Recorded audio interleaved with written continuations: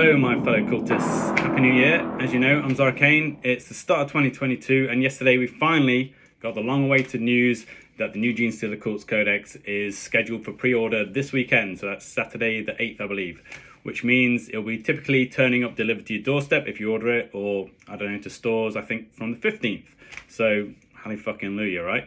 So to celebrate this, I'm going to be kicking off today's video with a super special model giveaway competition before we go into the main topic, which will be answering the most common question that people ask regarding this faction at the moment, which is, what the fuck do I buy next? You know, how do I collect this army?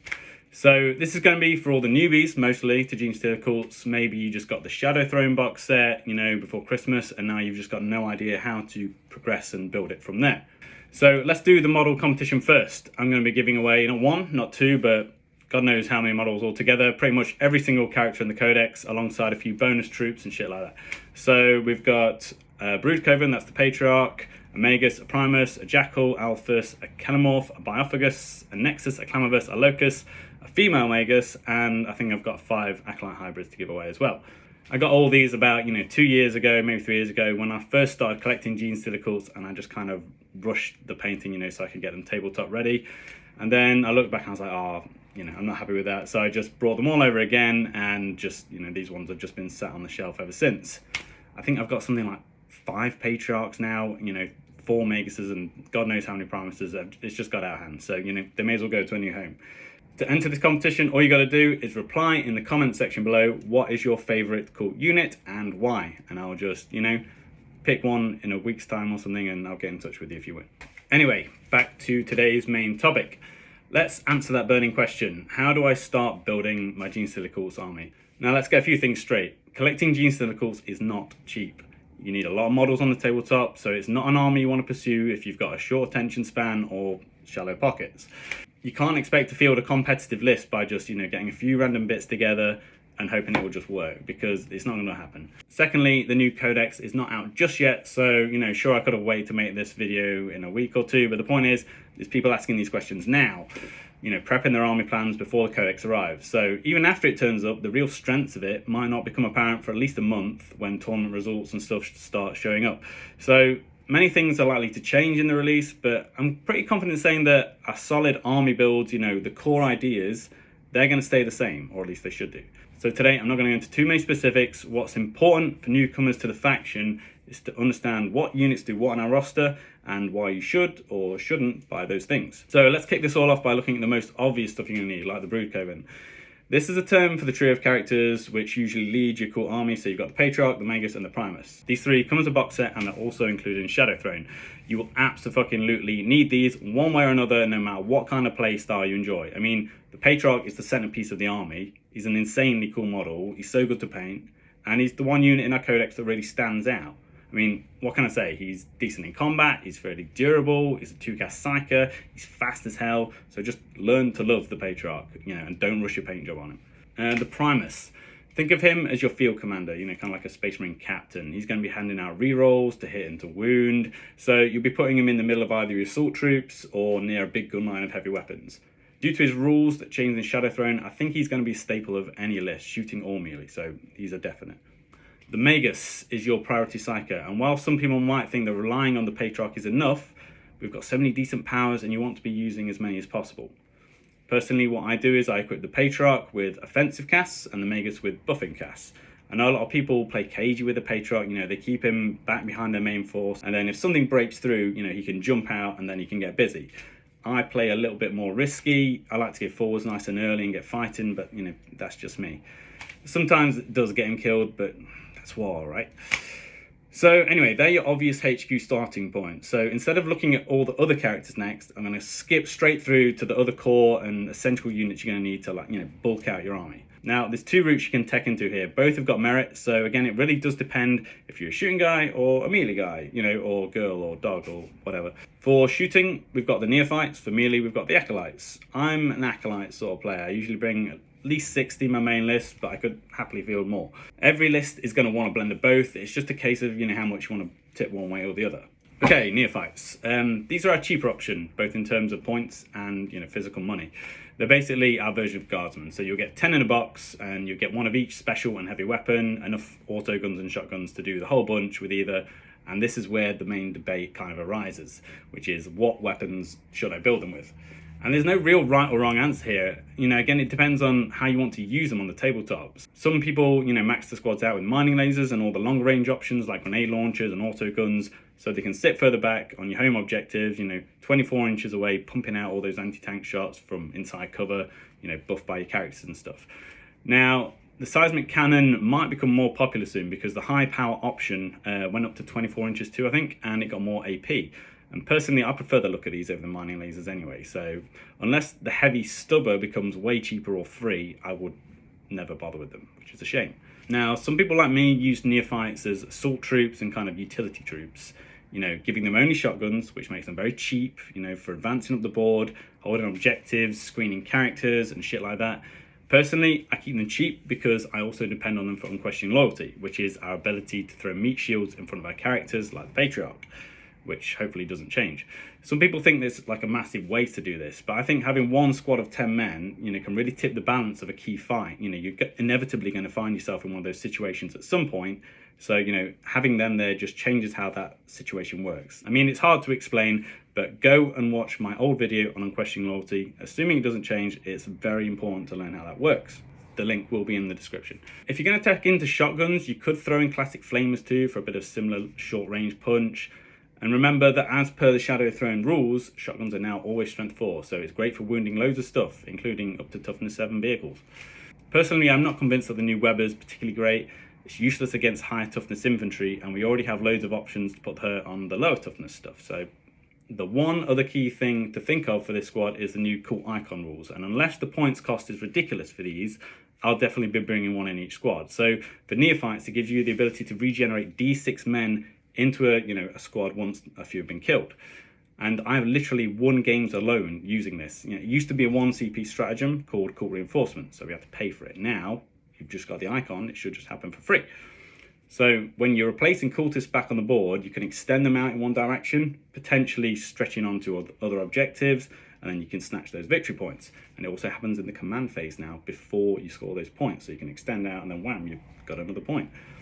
Until I see the full codex, I can't be sure, but consider that if you run a huge infantry army and every squad is an icon, you could be constantly regenerating everyone every single turn and just dominating the board like crazy in an endless wave of cultists. So let's wait and see if that works. So if you want to play it safe, maybe aim for 30 Neophytes at first, just one squad with shotguns and then 2 with your anti-tank gear and your auto guns, whatever, and then just build it from there if you like them. Remember that Neophytes are going to form the core of our new crossfire rule, which is how we tag enemy units and then everyone else who shoots that unit will benefit from hit and wound bonuses. It's entirely possible that as players get to grips with this new mechanic, a fully shooting based Neophyte heavy army might turn out to be really powerful and the new meta for the faction, but let's wait and see. Anyway, on to our other troops choice, Acolytes. So in the current codex, these are the absolute beef and cheese. Acolytes are what we use to get the business done. They're very flexible, very unique unit, which means that there's several roles you can fit them out for. As I've said before, you'll need a lot of these in a list. I'd say realistically 30 is like a bare minimum. They come in a box set of 5 models and they're not cheap, so this is a problem. It's kind of like collecting Tempestus Signs. You're almost paying the same price for a box of 5 as you do for 10 Neophytes, but you've got to see past that. As with Neophytes, the models themselves are absolutely awesome, so customizable. The set comes with a crazy amount of options. You can really make so many variations. It's insane before you even think about kit bashing. They do take a little bit longer to paint than Neophytes. There's more skin on the arms and there's exposed like lower leg areas, but they're beautiful. I love them. So let's look at how you build them up. First of all, you want to consider each squad's role in your list because it's important. So a lot of people, myself included, will field a handful of 5-man bare-bone teams just for completing secondary objectives. So it's basically 4 Acolytes and leader, just with a claws and an auto pistol. You can deep strike down and do stuff behind enemy lines like deploy, teleport homers, retrieving whatever data and getting engaged on all fronts. So it's a nice and easy way to get yourself those victory points for a small investment. The next most popular build is basically the standard way we deal with big targets. You bring a squad of 10, which lets you fit in 4 close combat mining tools, and you give them all hand flamers too, all 10 of them. So you might ask why 10 guys and not the maximum of 20 which you're allowed to do. I mean, well, first of all, it's usually kind of overkill, and it's harder to move big blobs of 20 around, hide them, and also you can't fit them in a Goliath truck, which is the essential, tactic of what makes them work. Now, when choosing the mining tools, we've got 3 options of the cutters, the saws, and the drills, and they're all unique and specialized. Right now, the meta is basically rock cutters, which a lot of competitive players will take in a Pauper Princess call. This is because rock cutters are like hammers or power fists. They've got a -1 hit penalty, but the Pauper Princess Creed, which is basically like your regiment or your Space Marine trait or whatever, they give you full rerolls to hit when you charge. Now, cutters are absolutely awesome against multi-wound stuff like, tough infantry, bikers, and they're very, very dangerous for opponents' characters too. They've got the ability to outright slay anything after the damage step by simply letting you roll a dice, and if you get higher than the amount of wounds they've got left, then they just die and they can't stop it. Rock saws are the simple flat damage 2 variant. They're great for newbies as they're so much simpler to use and understand. But as for the drills, the more expensive points-wise at the moment, and due to the way the special rule is worded, I wouldn't really bother looking into them right now, unless they change in the book, which I really hope they do, because the Kill Team version is different, and that's the awesome version. So if you want a safe bet, just build 30 Acolytes and squads of 10, 1 all with saws, 1 with cutters, 1 with drills. You can't go wrong, As mentioned, drop hand flamers on the whole squad, you always get kills with them, trust me. Anything with a 3-up save will always fail some of those saves. Absolutely awesome against orcs, they've got no armor really. And you can find them at the back of a Goliath truck before getting into close combat. They're sick. In the old days, people also do the Flamer Bomb, which is basically dropping 20 men out of deep strike and then using what a perfect ambush used to be. That'll definitely change. And you would fire them all, and then you would fire them again, and you just swamp people in flame. But, that stratagem kind of died a death, basically. Unless things change, don't ever take demo charges on these guys. I can't state how crap they are on a unit that's got low ballistic skill, throwing explosive that's way overcosted, very short range, single use.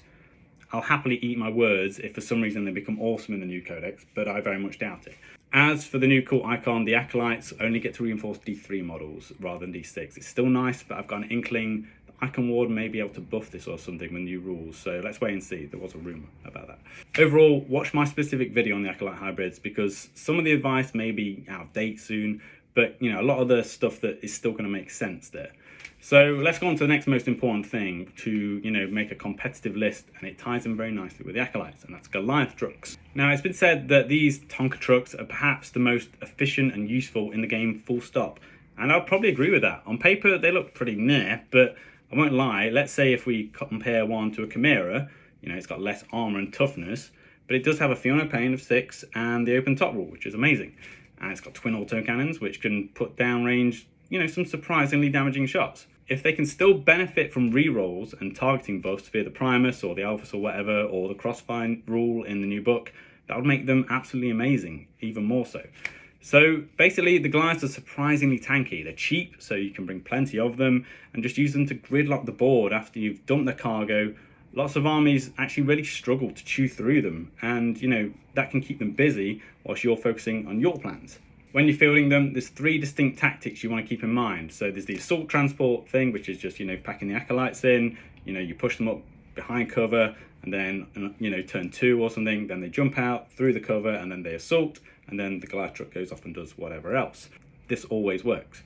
And then there's number 2, the gunboat, which is you stick, 10 Neophytes in the back, they've got all the heavy weapons or whatever, they can do whatever they want with that added protection. It's like a little mobile battle bunker thing. When they're inside the back of a truck, they can still benefit from aura things like the Primus's rerolls or the Alphas, whatever she's going to give. They can still get those benefits from inside.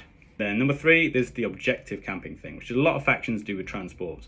We typically do this well because our transports are cheap and they're pretty durable. So you push one up, filled with troops, onto the opponent facing side of an objective marker, basically blocking it, and therefore no enemy troops can physically get onto the flag unless they move far enough around it. And then if they destroy the truck, your troops basically just spill out onto the objective anyway, and then generally speaking, 10 of them is going to be enough to outnumber any enemy models that then want to try and snatch it off you. Obviously there's more finesse to the idea, but that's the basic gist of it. So these are what I would consider the absolute basics of a Genestealer cult army. So let's look at some ways to expand your collection and tech into various playstyles. First up, let's look at shooting options, because this one's pretty simple for us. If you ask anyone for advice on Genestealer cults, like what's good, typically the number 1 answer was always Ridge Runners. And for a long time, I've been really underwhelmed by them. They're just not my style, but it'd be pretty ignorant, to say, oh, they suck because of that. Far from it. I mean, we've consistently seen that some of the most successful cult lists, field the maximum of 9 Ridge Runners, which come in groups of 3. They're basically fast little buggies with a heavy weapon on top, like a mining laser. One thing to note with these is that they've got to stay as a coherent squad, in groups of 3. They can't split off once they've deployed. So they can suffer from roadblock syndrome, especially since the base is kind of large. Now, don't get me wrong, I love the model itself. I'm building 9 anyway. I've been getting them since forever, but I just never use them, so I've been pretty slow. I love customizing the shit out of them. They look really cool. In terms of kitting them out, don't take the mortar or the missile launcher. Just stick with the mining laser. If you want to know why the mortar sucks, compare it to the abilities of an Acolyte Trucks squig buggy, which is basically, a mortar. The difference in power is astonishing. For only another 20 points, who knows? Maybe they'll make them awesome and on par with those, but we can only hope. Now, the old Codex's shooting is hugely dependent on one character, which is the Jackal Alphas. She's like the notorious sniper on the dirt bike model who basically acts as a spotter for your big guns. You plonk her in between all the Ridge Runners, and then she would spot something out and they would all get +1 to hit, which was great. But ironically, not many people actually made use of her dirt bike speed. She would typically just end up sat immobile, with your gun line, just handing out that buff. And that makes me suspect her role will change, because we've already got the crossfire rule coming, which lets you get +1 to hit, and you can't stack it, you can't get +2 to hit.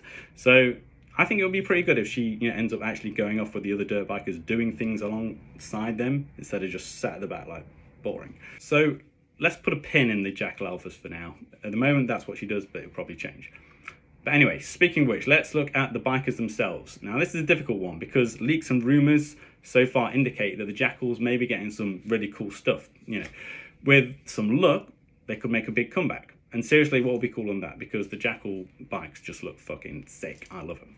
And I think everyone else does as well. But, in 9th edition, these guys have struggled to have the same impact they did in 8th, mainly because of damage scaling, durability increases and stuff like that. It makes their demolition charge, drive-by things a bit underwhelming. Plus, to do it properly, you had to dump like 5 CP into the tactic, which is just not realistic these days. For the same reason, I suggested, with the Acolytes, just don't do demolition charges. Now, the lucky thing is with these guys, you don't really need to build the models holding demo charges anyway. They're basically just, in the satchels on the side of the bike. So it's not a huge worry. Just build them all with shotguns and it's happy days. I mean, I really don't understand why a lot of people are so anal about the WYSIWYG, what you see, what you get thing. As long as the key elements of a model are visible, like, a rock cutter looks like a rock cutter, or a rock saw looks like a rock saw, then I think other things can be overlooked to some extent, like, hand flamers, auto pistols. If you don't take the piss, your opponent's never going to lean over and go, oh, that's not an auto pistol, that's hand flame, or whatever. It just doesn't happen. You turn up to your game, you say, right, they're all hand flamers, or they're all auto pistols, or these are those, and these are those. Kind of take the piss. And then it's easy. So until Jackals change, I think personally the best way to run them is as a cheap harassment squad. A handful of them to just speed forwards, loop around the enemy, kill some guys, camping on objectives at the back and stuff like that. I think it's time to slip in a funky mention of our new model, the Saboteur. I mean, many of you will have access to her from the Shadow Throne box set, and because of how they advertise her, you'll think that she's going to be awesome. And I'll admit that, she's a great source of flat damage 3 shooting with the standard attack that she gets, which is essential for dealing with dreadnoughts and crap like that. I was really excited though about a C4 planting ability thing, and so far I've had terribly poor results with it. It's literally shit. I just think that it's one of those things that they tried to implement and it's just not come off at all. Now, the funny thing is, that's basically it for our shooting options, which is why many people, me included, will bring along Tyranid Hive Guard patrols to plug that part of our list building needs. Let's be honest though, a lot of people are starting to look down their nose at Hive Guard because they're just a little bit ridiculous. So, if you want to go pure GSC, your shooting options are basically Neophytes and Ridge Runners, and that's it. Now let's go the other way and look at how to tech into melee. Now this is a much stronger part of our old codex and it's more mechanic jam. It's certainly the riskier option though, because our units are so easy to kill. So if you don't time your charges and your fights wisely, you could end up losing more than you want to gain. But if you do it right, you'll smash your opponent and they'll be like, oh fuck. Now we've already discussed the Acolytes. They form a huge part of our assault capability, but the box for these guys does double up for the hybrid metamorphs, which are their elite counterparts. They're pretty much impossible to tell apart, but it just comes down to their weapon loadout and what heads you put on them. Easy. Now on the tabletop they're slightly different. They need a bit more skill to use properly. If you're not an experienced player, just stick to Acolytes. They're all you need. Unless, of course, you know, the new book gives Metamorph something which is crazy good, and then it's just an auto-include and obvious.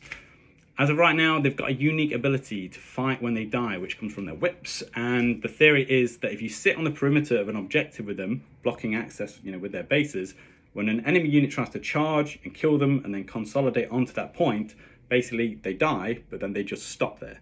And then they, you know, the enemy can't consolidate forwards, then your guys fight back, and then they are removed, but the enemy hasn't got the point. So that's the theory.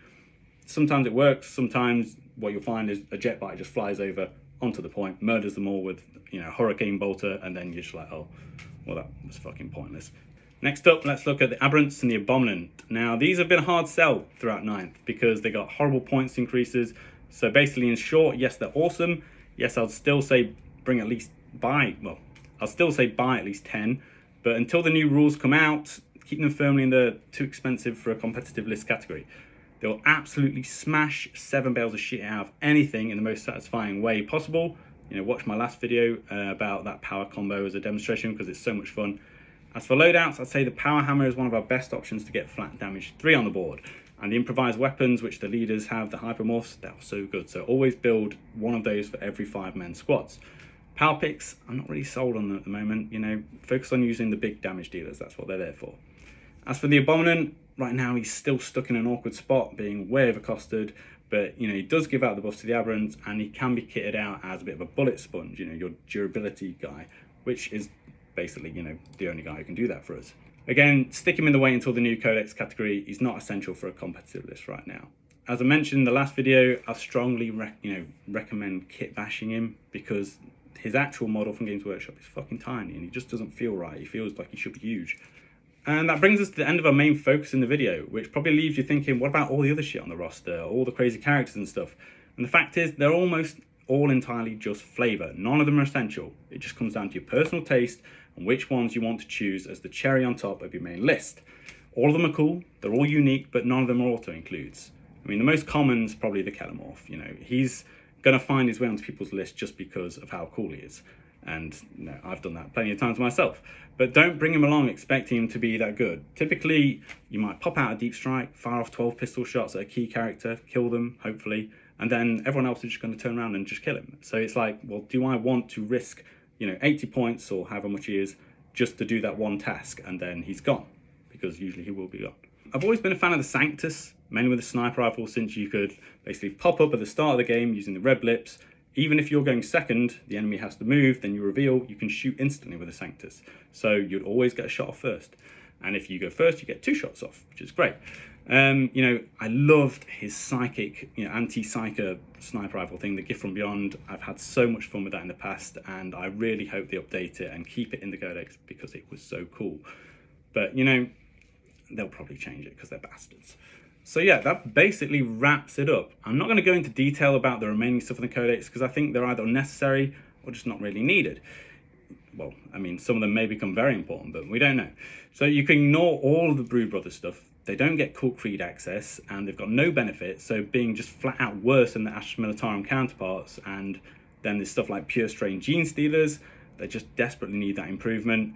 Until those things come along in the new book, I would just not even consider them. Just focus on the core units, Neophytes, Acolytes, the Trucks, and you know, your key characters, and then you can't go wrong. Anyway, we're looking forward to some new teasers from Warhammer community this week in the run-up to the pre-orders on Saturday, so I'm sure loads of new stat lines and abilities will become apparent, and let's hope for the best because, let's be honest, no other faction deserves it more than us, apart from maybe Tau, you know, and they've already had that fucking railgun thing showed off last week, which is, you know, got everyone in arms. But funny enough, I was like, yeah, that looks horrendous, but as a faction, we probably don't even care about that kind of thing. You know, we've got millions of models on the board. One railgun's not going to change anything. But on the flip side, guys, I'll be doing a Codex review as soon as I've got it in my hands. So, you know, I'll see you guys then.